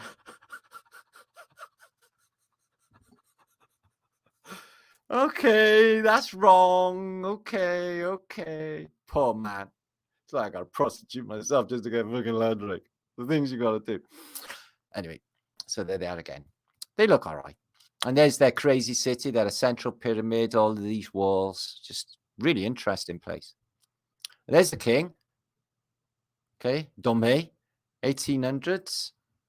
And there's his warriors. He's got a really strange sort of death cult thing going on. And they're all warriors. Interesting photograph, though. And they wanted to bring them to Europe, didn't they?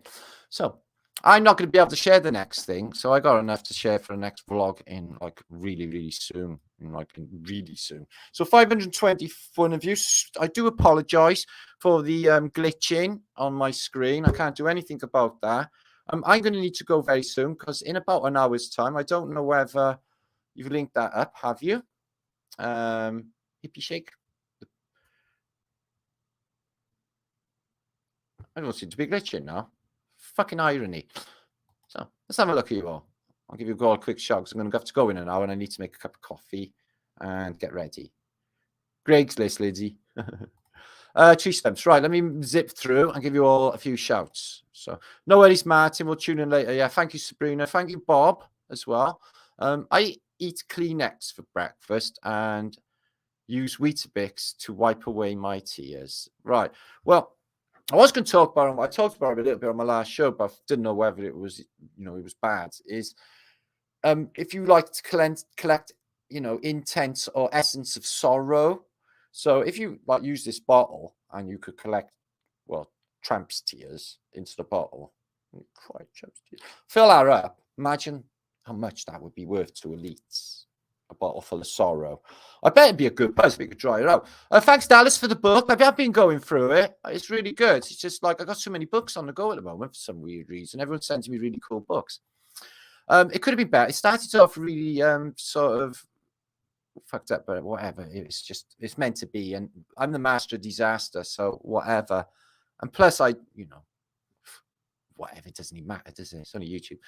S. Lee, no one died.